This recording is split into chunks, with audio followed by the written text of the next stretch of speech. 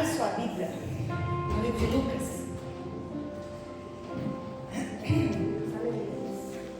Lucas 2, 36, viu, pastor? O senhor falou que nunca ninguém pregou essa passagem? Desde o dia que o senhor falou que nunca ninguém pregou essa passagem está no meu coração. Desde o dia que o senhor comentou aqui. Foi, não seja por isso, então nós vamos pregar. Sobre Ana. Lucas 2:36. Todos acharam? Amém. Estava ali a profetisa Ana, filha de Fanuel, da tribo de Azer. Esta era já avançada em idade e tinha vivido com o marido 7 anos, desde a sua virgindade. E era viúva de quase 84 anos. E não se afastava do templo, servindo a Deus com jejuns e orações de noite e de dia. E chegando na mesma hora, ela dava graças a Deus e falava dele a todos os que esperavam a redenção em Jerusalém. Os irmãos podem sentar em nome de Jesus.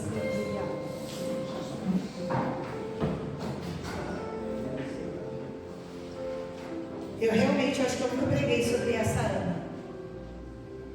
Ana profetiza. No contexto em que Maria e José vão apresentar Jesus Cristo a Deus. E nós não batizamos crianças, nós apresentamos ao Senhor. E estava Simeão lá e estava Ana. Só que eu vou ficar com Ana, porque hoje é culto das irmãs. Simeão fala: hoje eu posso morrer já, porque eu vi o meu Redentor. E Ana chega e dá graças a Deus. É interessante que só o que fala sobre Ana na Bíblia são somente esses 3 versículos, 36, 37 e 38, é o que fala sobre Ana. Mas se a gente começar a meditar na passagem e nos versículos, Deus tem tanta coisa para ensinar a gente aqui. Uma das coisas que Deus me ensinou primeiro que eu comecei a meditar nessa palavra, ele cita de quem que ela é filha e de que tribo que é, que Deus conhece exatamente cada um de nós. Cada um de nós, mas ela era da tribo de Azer, que significa, acho que adoração, e Fanuel, a face de Deus. Ela tem linhagem. E se eu disser que nós somos escolhidos desde o ventre da nossa mãe? Não é só a Ana que era escolhida do Senhor. Às vezes o que acontece é a gente não saber o valor que Deus nos dá. Ele cita quem ela é. Ele fala profetisa, filha de Fanuel, da tribo de Azer. O que chama a minha atenção é que ele fala também que ela ficou viúva com 7 anos de casamento. Só 7 anos de casamento. E naquele tempo, não é que nem hoje que as mulheres têm aposentadoria, não, irmãos. Não tinha aposentadoria INSS, não tinha nada disso, não. Se a mulher ficava viúva, ela ficava desamparada. Por isso que na lei dos judeus, uma ordem era de cuidar de órfãos e viúvas, porque as mulheres não trabalhavam. Não tinha valor, na verdade, não tinha voz ativa a mulher. A mulher era muito excluída. E eu fiquei imaginando, para eu entender uma passagem bíblica, eu sempre me ponho no lugar. Eu fico, Deus, você já pensou perder um marido com 7 anos de casamento, numa época que era tão importante o casamento? Como deve ser difícil perder uma pessoa de tão perto? E Deus começou a ministrar no meu coração sobre o sofrimento. Irmãos, todo mundo na face da terra tem sofrimento e passa por sofrimento. Porque tem o sofrimento que você busca por fazer coisa errada e vem a consequência. Tem o sofrimento da vida, que é perder mãe, pai, familiar. E tem o sofrimento que produz vida, que é o por amar a Jesus e ser perseguido e sofrer porque você está fazendo a obra de Deus e está fazendo as coisas do Senhor. A única coisa que eu sei é que todo tipo de sofrimento, a resposta é Deus. Para qualquer um deles. Para qualquer um deles. Quem aqui veio pelo sofrimento para a igreja? Irmãos, eu vou ser breve, porque todo mundo já conhece, eu vou resumir. No final de 2009, nós estava todo mundo no sítio da minha mãe, Zé da Rosa, sentou um passarinho na cabeça do Leandro. Estava um estava um monte de gente, umas 30 pessoas na beira da piscina, lá da churrasqueira, no ar livre, muitas pessoas, nós sentados numa roda de mesa, batendo papo, num ambiente familiar. Do nada veio um passarinho, no final de 2009 sentou na cabeça do Leandro. E umas pessoas, é sorte, é sinal de sorte. Depois que aquele passarinho sentou na cabeça do Leandro, 2009, 2010, sofrimento foi pouco. Foi no finalzinho de 2009. Eu falei, meu Deus, o que quer dizer isso? Não comparando, porque não tem nem comparação. Mas o Espírito Santo veio sobre Jesus e levou ele para o deserto. E depois que aquele passarinho sentou na cabeça do Leandro, Deus levou nós para o deserto também. Na virada de 2009 para 2010, de 31 de dezembro para 1º de janeiro, o meu irmão morreu. Eu sonhei. É interessante isso, eu tenho sonho de revelação desde criança, por isso que eu falo, nós somos escolhidos desde o ventre da nossa mãe. Eu não era evangélica. E eu sonhei que eu estava numa tempestade em alto mar. A minha mãe, de repente, dessa tempestade em alto mar, uma agonia muito grande no meu peito, eu fui transportada para um velório. A minha mãe estava do lado do caixão, um sofrimento muito grande. E o foco do meu sonho era o sofrimento da minha mãe. Eu sabia que tinha um filho no caixão. E de repente eu fui transportada para a porta do cemitério e ela travou o pescoço e a perna de nervoso e não conseguia andar. Eu tive esse sonho.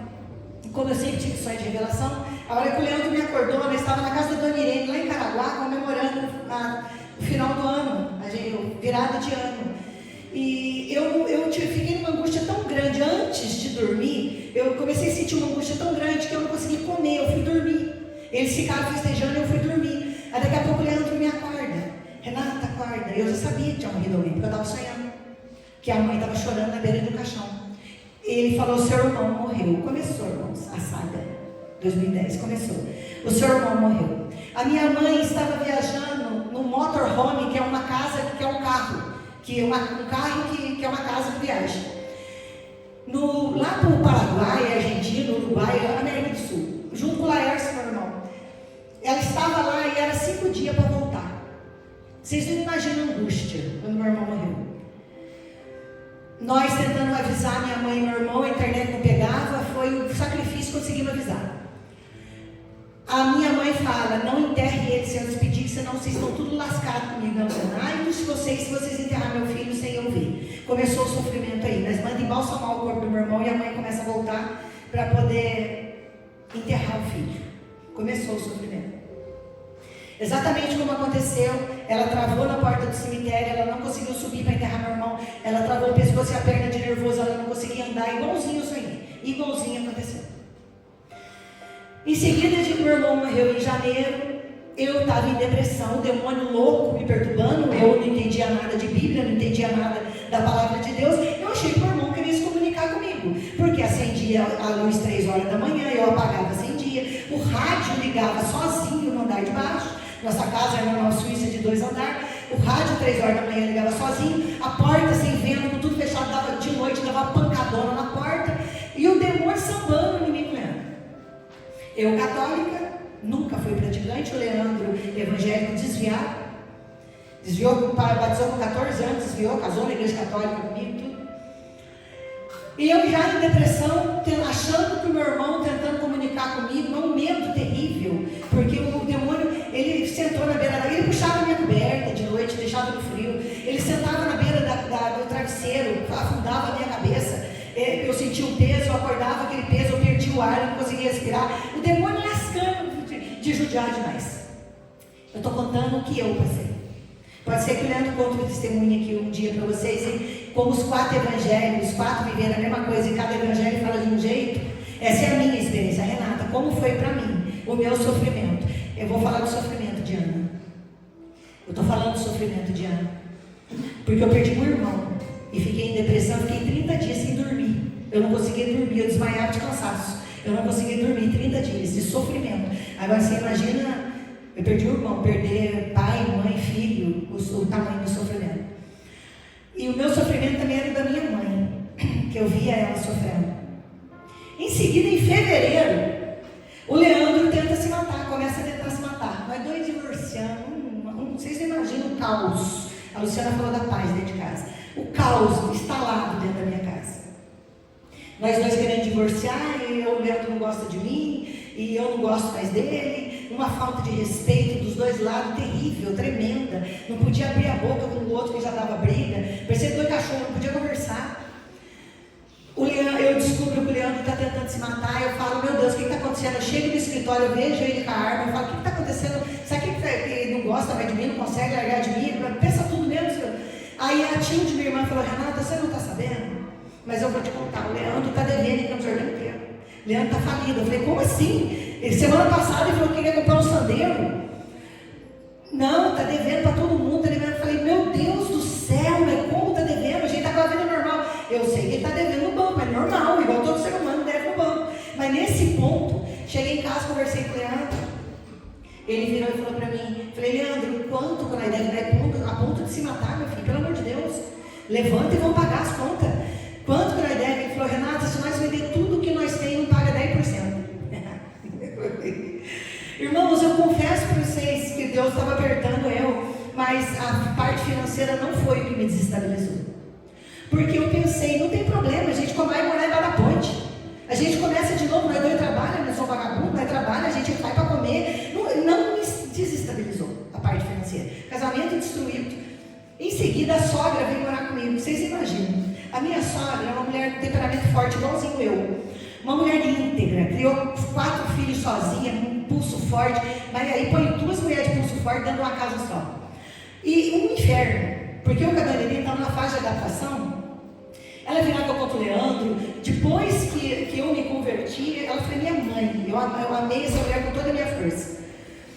Mas a dona Irene veio morar. Vocês imaginam? Eu em depressão, porque o irmão morreu. O Leandro, nós perdemos tudo. O Leandro falando em se matar. Aí veio a minha sogra morar junto comigo dentro de casa. Brigava de quebrar prato, jogar no chão. Era coisa de louco. Era o demônio reinando. Eu, católica, afastada. Ela desviada da igreja. Ela é evangélica desviada. Em seguida disso, a minha irmã Tilde liga, acontecendo tudo isso, é o cenário do caos. A Tilde liga para mim e fala, Renata, a mãe mandou não contar para você, porque você está passando muito problema com o Leandro, além do seu casamento, a vida financeira suas, mas eu vou contar para você porque eu não acho certo, eu não acho justo. A mãe vai operar amanhã, a mãe está com câncer nos 2 seios, com acho que 5 nódulos, Luciano, de câncer de último estágio. Foi a gota d'água. Abriu o chãozão no céu. Abriu. A primeira reação minha foi, eu pensei em Deus, mas eu fui para a minha religião, eu fui numa experiência de oração de 2 dias. E cheguei, meus irmãos, quem invoca o Espírito Santo, não importa onde ele tira, ou se você estiver no lugar errado, ele tira. Eu invoquei o Espírito Santo e fui. Chegou lá no último dia, eu falando com Deus, eu quero mudar, eu não quero mais, eu quero uma vida íntegra, reta, eu não quero mais fazer nada errado, eu quero ter a vida certa. E no último dia, aconteceu várias coisas, eu vou acelerar.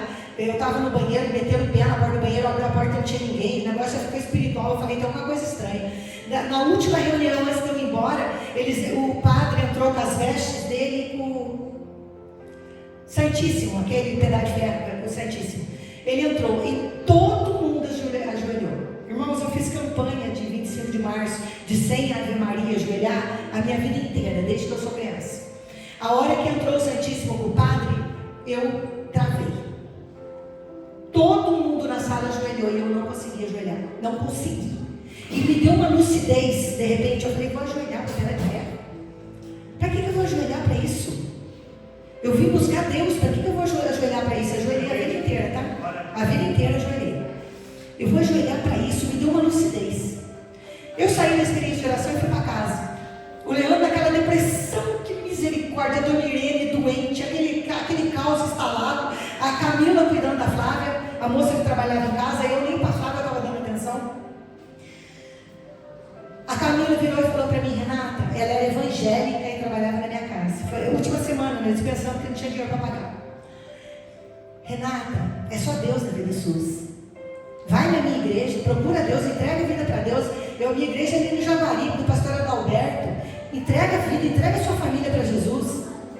Eu subi no meu quarto, abri a Bíblia, dobrei o joelho e invoquei a Deus com uma sinceridade tão grande,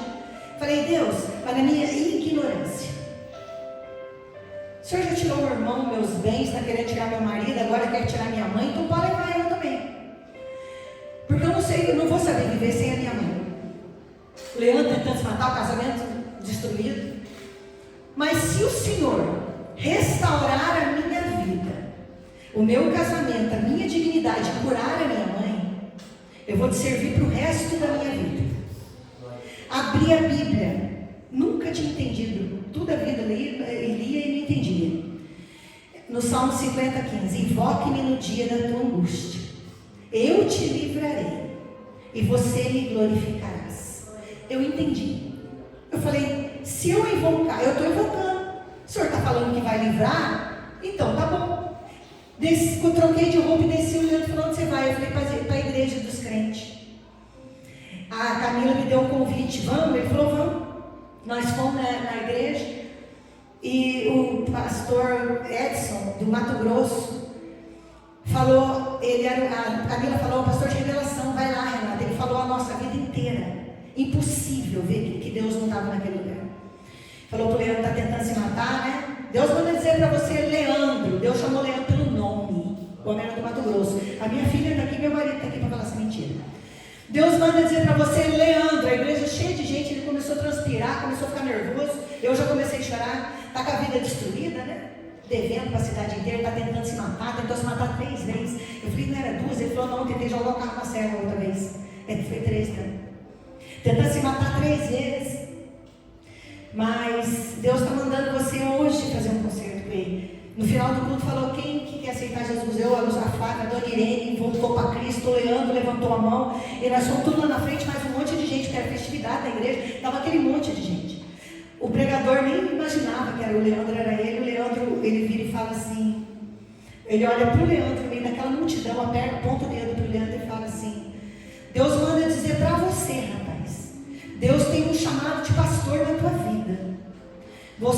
Deus abriu uma porta lá no passado para você, uma portinha lá no passado, e você se desviou dela e fez tudo que não presta. Só que Deus está falando que é a tua última chance.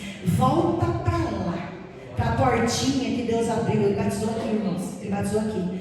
Volta para lá, para a portinha que Deus abriu para você. Fala mais um monte de coisa, que Deus tinha um contrato, uma caneta de ouro com o Leandro, e que Deus ia mudar a nossa vida. Eu garri naquelas palavras, irmãos. Eu falei, Deus é real. Esse homem veio do Mato Grosso, eu nunca vi na minha vida. Deus é real, eu chamo olhando pelo nome. Deus é real. Entrou e nunca mais saiu. Só que aquele homem mandou nós voltar para a igreja de origem do Leandro. Nós chegamos na Vila Sodipe, aqui na nossa porta da igreja, estava somente o pastor Benedito, o irmão Mário e o Manuel na porta. Tinha 3 pessoas na igreja. Pastor Benedito orando para Deus trazer o povo de volta. A nossa família foi a primeira, porque o Leandro era daqui, a Dona Irene era daqui. Batizada aqui, era dessa igreja. E voltando. Irmãos, o sofrimento é matéria-prima para Deus. Paulo falou que é para você agradecer quando você passar por sofrimento. Essa mulher passou por um sofrimento. E o que ela fez? Entregou uma vida de devoção no templo. Uma vida de servir a Deus no templo. Em Romanos 5:3, Romanos 5, versículo do 3 ao 5. Olha como confirmou tudo, desde o começo do culto. Deus confirmou, porque o primeiro louvor foi falando de sofrimento.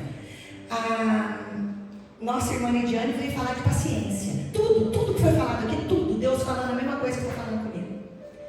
O apóstolo Paulo fala assim, se alegre quando passar por tribulação, por sofrimento. Opa! Quem gosta de passar sofrimento, levanta a mão. Ninguém. Quem gosta de sofrer? Ninguém gosta de sofrer. Mas é inevitável, vai ter. Principalmente se Deus quiser te chamar. O sofrimento, a tribulação produz paciência. Que a irmã veio falar aqui. O sofrimento humilha, gente, irmãs. Humilha. Você perde a elegância, você perde tudo, a fisionomia, você fica a carne derrubada, derretido. O sofrimento humilha o ser humano.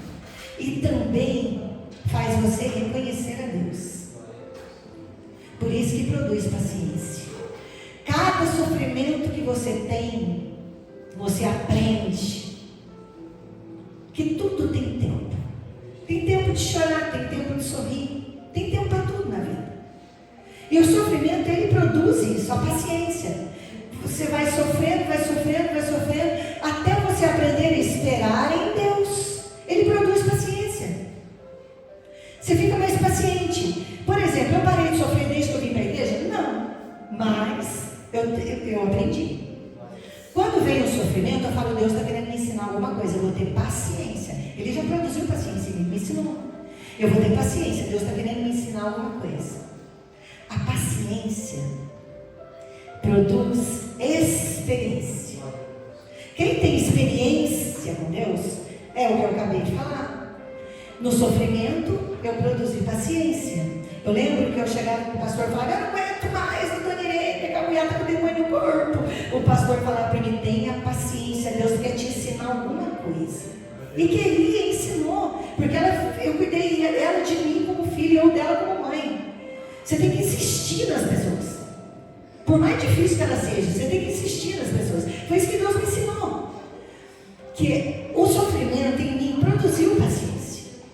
A paciência produziu esperança. Experiência. Você com experiência, você já está experimentado.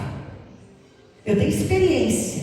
Eu sei que o choro dura uma noite, mas a alegria vem pela manhã. O que Deus quer dizer? Se eu perder o meu irmão ontem, hoje ou amanhã, eu não vou estar chorando. Não, criatura. Igual quando ele fala que ela jejuava de dia e de noite. Se a mulher jejuasse de dia e de noite, o dia morria, não comia mais na vida. O que Deus está querendo dizer é que o choro dura uma noite e mais a alegria vem pela manhã, é que tudo passa. Há tempo para tudo. O tempo de escuridão, que ele fala, compara com a noite. O tempo de escuridão certamente tem dia para começar e dia para terminar. Enquanto, se você entender, né? Se você não entender, às vezes Deus deixa apanhar um pouquinho. E a alegria, que é o tempo de dia, ele compara com a luz. Tem dia também. Você não vai ficar também, como o Ismael falava aqui na igreja, é uma roda gigante. Uma hora você está em cima, uma hora você está embaixo. Uma hora você está em cima, uma hora você está embaixo. Graças a Deus por isso. Porque senão nós não vamos crescer e aprender nunca. A gente só aprende no sofrimento. A tribulação produz paciência. Olha o que o apóstolo Paulo fala em Romanos 5:3. A tribulação, o sofrimento produz paciência. A paciência produz experiência. A experiência produz esperança. Quem tem experiência com Deus, espera Ele voltar. Tem esperança no coração. Vai dar certo, eu tenho certeza. Porque eu tenho experiência. Eu sei que Deus vai responder. Porque eu tenho experiência. O justo clama e Deus responde. Porque eu tenho experiência. Eu sei que tem dia para começar e dia para acabar. Deus está querendo me ensinar alguma coisa. A pessoa que tem experiência com Deus não é aquela que o primeiro sofrimento espana e vai ficar patinando a vida inteira no deserto. A vida inteira, eu quero voltar para o Egito, lá tinha legumes. Eu quero voltar para muito sofrimento aqui. Eu quero voltar para o Egito. Patina, não vai nem para frente nem para trás. Suporta a pressão. Suporta a pressão. Para quê? Se eu perguntar aqui, quem quer crescer espiritualmente, a igreja inteira vai levantar a mão. Quem quer sofrimento? Eu duvido, nem eu vou levantar. Só que o sofrimento produz paciência, a paciência produz experiência e a experiência produz esperança. E quem tem esperança diz que o amor de Deus está derramado em seu coração. Processos. E nós vamos estar passando os processos sempre, irmãos. Eu não sei se essa pregação deveria se chamar o poder da decisão, ou se deveria se chamar esse lugar é no Senhor, ou se deveria chamar Ana, a profetisa. Eu só sei que o poder de escolha Deus deu para cada um de nós. Lá em Deuteronômio, eu marquei algum lugar, Deuteronômio 11:26, fala assim, ó. E a escolha vai mudar todinha a tua vida. Deus deu um poder de escolha. E Ele falou para nós: eis que hoje hoje eu ponho diante de vós a bênção e a maldição.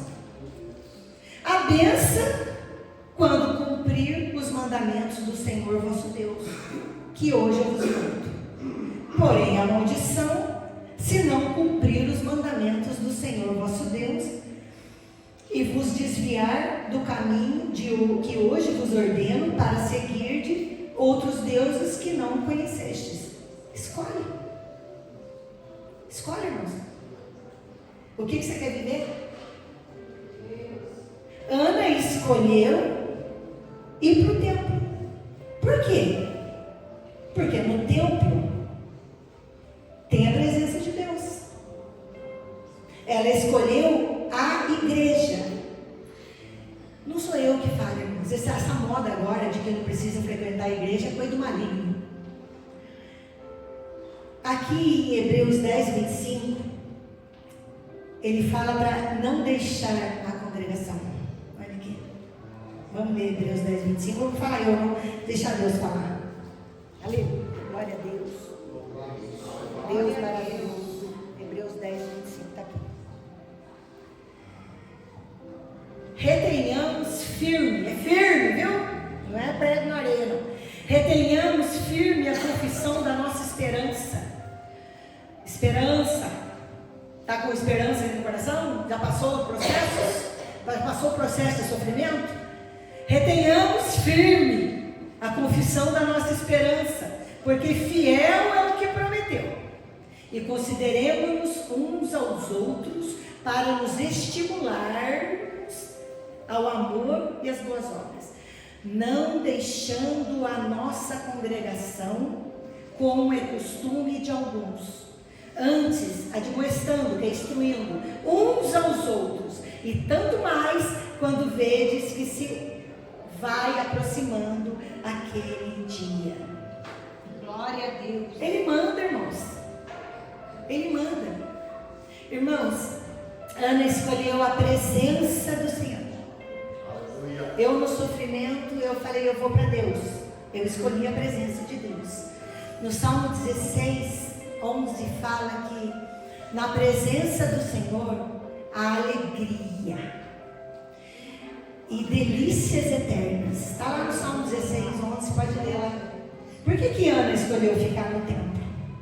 Porque na presença do Senhor há alegria, abundância, tá? Está escrito no Salmo 16, abundância de alegria e delícias eternas.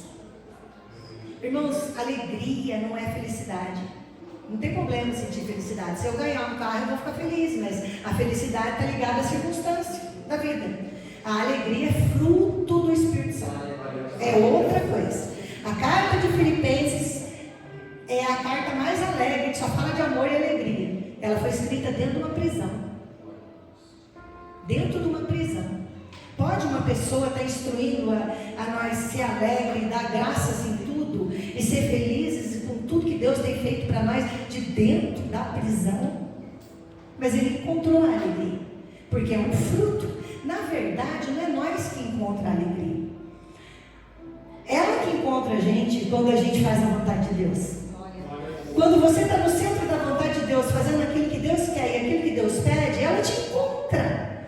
É fruto da obediência. Acabei de ler Deuteronômio 11, que mais? Escolhe. Escolhe. Você quer ser abençoado? Ou você quer ser amaldiçoado? Obedece. Escolha. Essa mulher ela fez uma escolha. Ela teve uma decisão. Olha o poder da decisão na vida da gente. E Deus nos deu esse poder. O poder de decidir o que nós queremos. Por quê? Porque vai vir mais vento. Mateus 7, 24 fala e quando vier a tempestade, porque vai vir. Eu tenho mãe, tenho irmão, tenho um monte de gente, a gente está sujeito a passar por muitos sofrimentos ainda. E quando vier a tempestade, a sua casa vai estar firmada na rocha da areia, Mateus 27, Mateus 7, 24.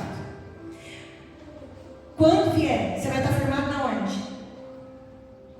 É inteligente até você ir para a igreja, para congregar entre os irmãos e ter uma vida de comunhão, um orando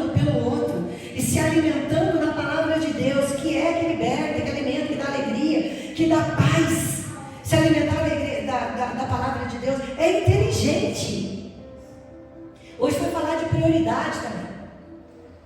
A Tabata falou, não foi? Você? De prioridade, né? Então, Deus falando a mesma coisa. É engraçado você pensar, o que está em primeiro lugar na minha vida? A Flávia, o Leandro, a Helena, a Heloísa? Como assim? Se é Deus que cuida da Flávia, se Ele não cuidar, se é Deus que cuida do Leandro, se é Deus que cuida da Helena e da Heloísa, eu vou pôr elas como prioridade, é meio burro, né? É meio burro. Deus, acima de tudo, a Luciana sabe bem o que é prioridade. Quando ela se viu num dilema entre Deus e a filha, ela falou, eu te amo, eu morro por você, mas Deus está em primeiro lugar. Você já foi provada por Deus entre a prioridade e você escolheu Deus. Filha, eu te amo. Você é maravilhosa, você é uma filha maravilhosa. Mas entre Deus e você, me perdoa, eu fico com Deus. Eu já falei isso para a Flávia também, um tempo atrás, quando eu e o Leandro falamos para ela, nós amamos você, pode contar com nós o resto da vida, a casa, o meu teto é a tua casa. Mas com a tua atitude, se você morrer, você vai para o inferno, na cara dela. Por quê? Porque Deus está em primeiro lugar. Eu te amo, mas eu fico com Deus. Quando Deus coloca na nossa vida o poder de escolher, de decisão, vamos escolher o certo, irmãos.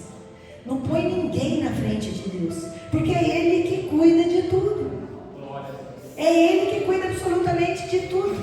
Como que nós troca, inverte? Toda vez que você inverter essa escala de prioridade, você vai ter um desequilíbrio na sua vida. Às vezes tem um desequilíbrio na sua vida, você não está entendendo por quê. É porque Deus não está em primeiro lugar. Quando pôr Deus em primeiro lugar, volta o equilíbrio. E a gente não entende. Eu conheço gente que saiu da igreja porque estava orando para a mulher. O Leandro sabe o que eu estou falando. O policial lá, que a mulher dele era crente, o filho também. A mãe morreu.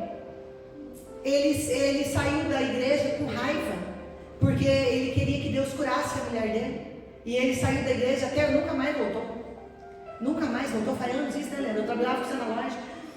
Ele falou, eu era evangélico, era? Mas por quê? Porque minha mulher, Deus não curou minha mulher, ela estava com câncer. E falaram lá dentro da igreja, na profecia, que Deus ia curar ela. E ela não foi curada, e eu saí da igreja. Se Ele curar, Ele é Deus. Se Ele não curar, Ele é Deus. Nós tudo tem dia para sair dessa terra. Nós somos seres biológicos, tudo tem dia que nascemos e dia para morrer, se Ele não voltar antes. Que pega tanto nessa terra? Que se apega tanto com as coisas dessa terra? Se apega tanto em coisas dessa terra? Sempre que vai ficar tudo aqui, engraçado que todo mundo fala isso, mas não tem consciência disso. Se eu morrer amanhã, a roupa minha do guarda-roupa fica tudo aí. Perfume, sapato, carro, casa, fica tudo aí, capaz até do Leandro casar com outra mulher e ela usar a minha cama, meu guarda-roupa, os meus perfumes. E para que se apegar nessas coisas? Por que o ser humano é assim? Por que o ser humano é assim? Se é isso que corre atrás da gente. Você sabe uma coisa que eu aprendi, irmãos? Eu não sou perfeita, não tenho muito chão para caminhar ainda para poder entender onde Deus quer que eu chegue. O dia que dá movimento e tem cliente, eu falo, louvado seja Deus, Deus quer que eu trabalhe, vou aproveitar. O dia que para, eu falo, louvado seja Deus, Ele quer que eu descanse, minha coluna está doendo. Em tudo dai graça. Nunca faltou pão, nunca faltou sapato, nunca faltou a roupa, nunca faltou teto na minha cabeça, nunca faltou nada, não vai faltar. Não vai faltar. Não precisa ter medo. Não vai, Ele está no controle, Ele sempre esteve. Lembra de onde Ele te tirou? Tira a preocupação, não vai faltar. Se ficar, é Deus. Se sair, é Deus. É Deus, é Ele que dirige, é Ele que governa. Tira a preocupação. Descansa, descansa. É Ele. Até hoje foi Ele. E é Ele que vai continuar até aqui. Até aqui Ele te ajudou. Ele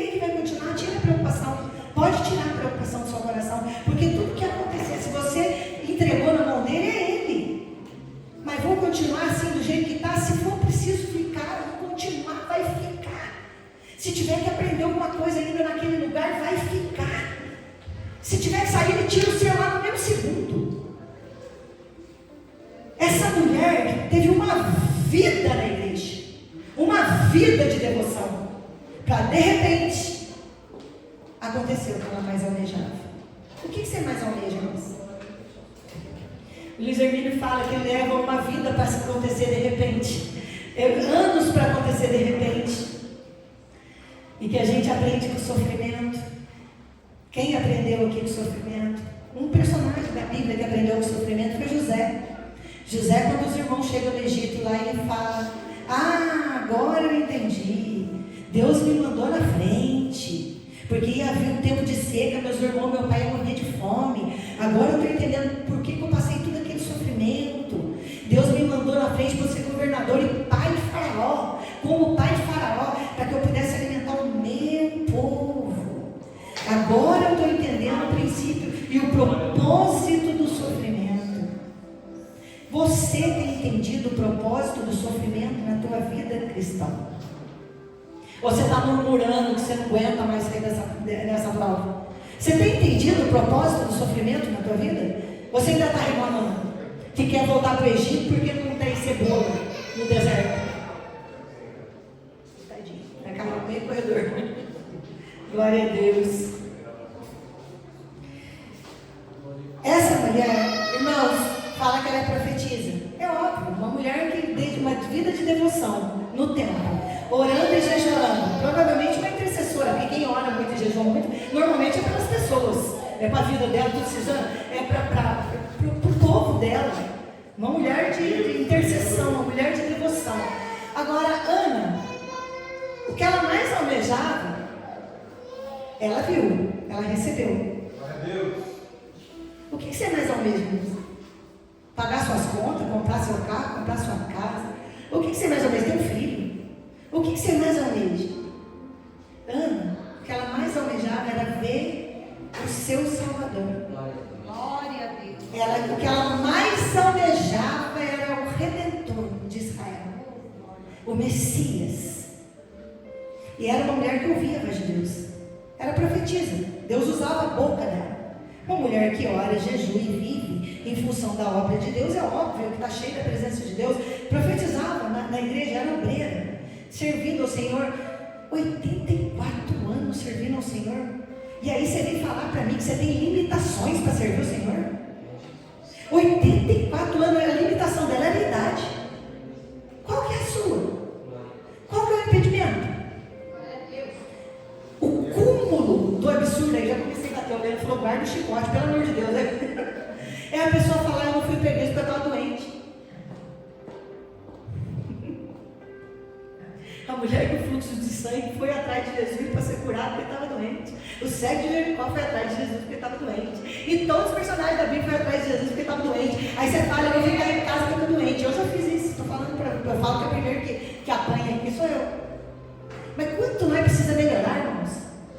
Quanto nós precisa olhar para a história de Ana e falar: essa mulher, o sofrimento da vida dela, ela entregou a vida para Deus, não só para Deus, no templo, uma vida de devoção, uma profetisa.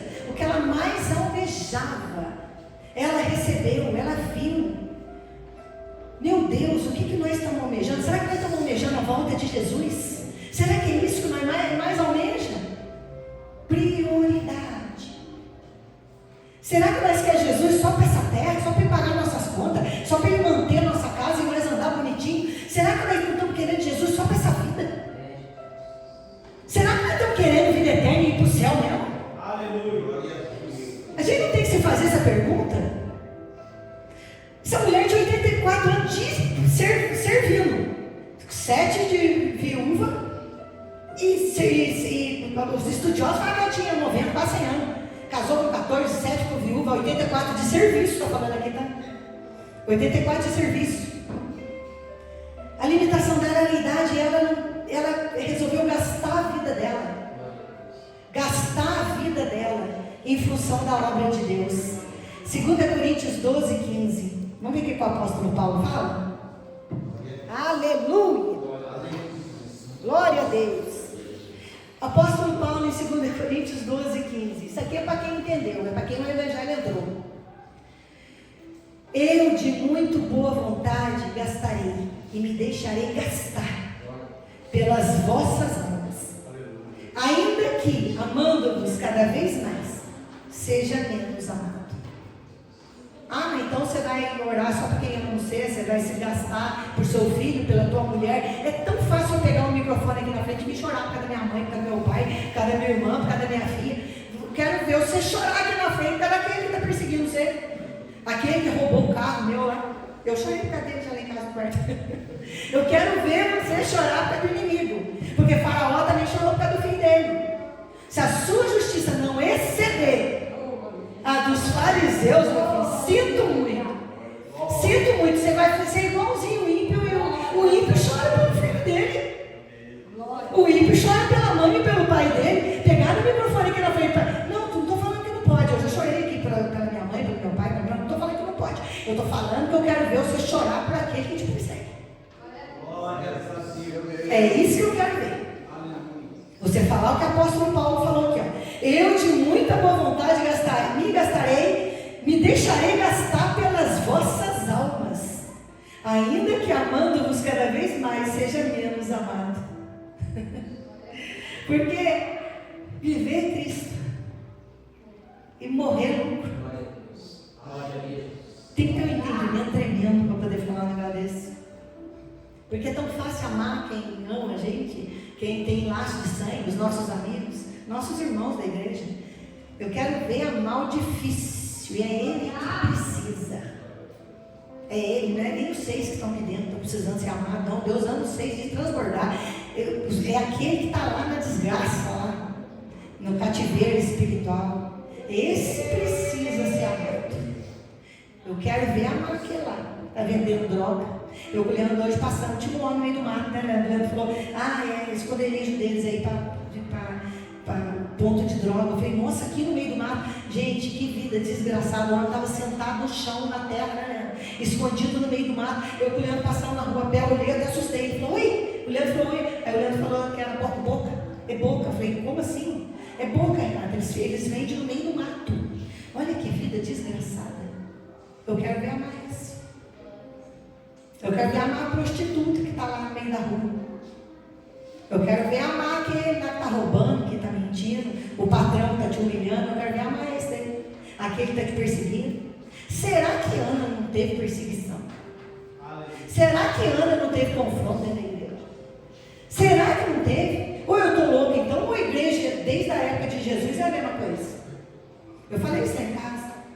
Tenho muito sentido, tenho rude, tenho falador, tenho que não gosta de conversa, tenho que rir fácil, tenho que é sério, tenho maduro, tenho imaturo, que criança de 15 anos, tem 40, né? Parece que é criança de 15 anos.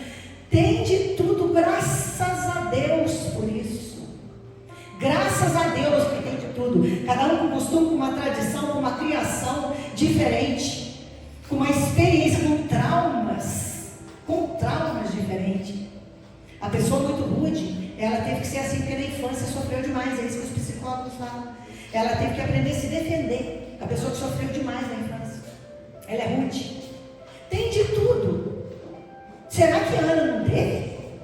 Porque ela ficou 84 anos na igreja. Acho que ela olhou para Deus, né? Acho que é por isso que ela conseguiu. Acho que é por isso que ela conseguiu ficar na igreja. Acho que ela manteve o foco de oração, de amar o inimigo, de orar e jejuar. Orar e jejuar, irmãos, é muito difícil, mas é necessário. E não é que nem os fariseus, não, tá? Os fariseus oravam e jejuavam também. Orar e jejuar, não adianta orar e jejuar. Tem uma parte na Bíblia que fala: esse jejum que vocês fazem, esse jejum não quer não. E devorar o teu irmão, fica sem comer, fica orando nas esquinas, mas devora o irmão. Esse jejum não quer não. E tem fariseu que jejua e que ora toda semana, mas devora o irmão, mas Deus vai que não serve para nada, porque a intenção do jejum é matar a carne. A intenção do jejum é alimentar o lado espiritual, ficar mais parecido com Deus e menos parecido com a terra. Essa é a intenção do jejum. Mas está jejuando, mas não está parecido com Deus, então que jejum é esse? Que jejum que é esse? Que intolerância 10. A última vez que eu preguei lá em Lorena, eu fiquei 1 hora pregando, depois eu fiquei mal, pedi perdão para o pastor, já são 9h15. Eu tenho muito mais coisa para falar aqui, mas eu vou finalizar com uma frase. Quem frequenta o templo recebe bênção. Ela recebeu porque estava lá. Simeão disse que chegou lá e viu. Ninguém contou não, tá? Ninguém contou para ela, esse aqui é o Messias. Foi Deus que revelou. Foi revelado. Ela viu o que ela mais almejava, o que ela mais pedia para Deus. Ela recebeu e saiu dando graça. Porque quem tem um encontro com Jesus, em tudo dá graça. Ela já saiu dando graça. Graças a Deus eu vi o meu Redentor. Graças a Deus. E faz o quê? Quem tem um encontro com Jesus? Sai falando para os outros. Ele veio. Agora ele vai voltar para nós, né? Ele veio para ela e ele vai voltar para ela também, né? Ele vai voltar para nós. Ele veio. Quando você tem um encontro com Jesus, meus queridos, não adianta. Você sai dando graça por tudo. Você agradece pela prova. Você agradece por tudo. Você sai dando graça por tudo. Eu louvo a Deus pelo que Ele fez na minha vida. Eu louvo a Deus pela vida do meu marido, o homem de Deus que Deus me deu. O homem que eu falava que eu não amava mais. O homem que o casamento estava destruído e eu estava divorciando. Que o demônio põe na minha cabeça que eu não gostava mais dele e põe na cabeça dele que ele não gostava mais de mim. Eu morro por causa desse homem. Deus que me perdoe, eu penso, Deus, eu quero morrer no mesmo dia que ele, que eu não suporto viver sem o Leandro. Eu não suporto o Leandro. O Leandro é um conselheiro. O Leandro é que nem Adriano. Quando você vai querer sair da casinha, ele dá um chacoalho no você, dá um rebento, não sei se você volta na hora. Aí em si, eu amo isso na personalidade dele. Eu vou falar mal de alguém, ele fala, cala tua boca, vai vigiar, vai orar. Pelo amor de Deus, vai pecar, você está pecando já. Você é chato. Você vai estar pecando já. Para de falar, vai orar pela pessoa, está falando porque vai orar por ela. Eu amo isso nele, eu preciso disso. Deus que me perdoe, eu chegar no marido e falar mal de alguém e ele atiçar junto comigo. E fermentar junto comigo. Deus me livre, guarde. Eu amo isso no Leandro. Eu chego, você viu o que aconteceu? Leandro, pelo amor de Deus, você está na igreja olhando para Jesus ou você está olhando para os outros? Você é perfeito, a pessoa não tem defeito, só você que é perfeito, a pessoa não. Ele corrige na hora. Eu louvo a Deus pelo marido que eu tenho. Eu louvo a Deus porque Ele devolveu a vida da minha mãe. Minha mãe não morreu de câncer.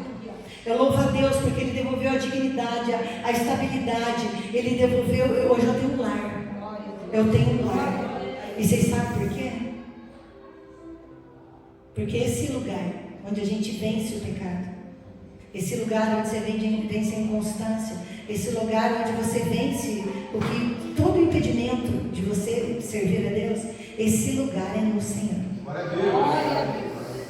Esse lugar é no Senhor. Eu encerro e peço para o louvor vir tocar um louvor aqui. Esse lugar é no Senhor. Você não vai vencer a inconstância. Você não vai vencer o seu pecado enfiado dentro da sua casa. Quem frequenta o templo recebe bênção. Ela está aqui na Bíblia de exemplo para nós.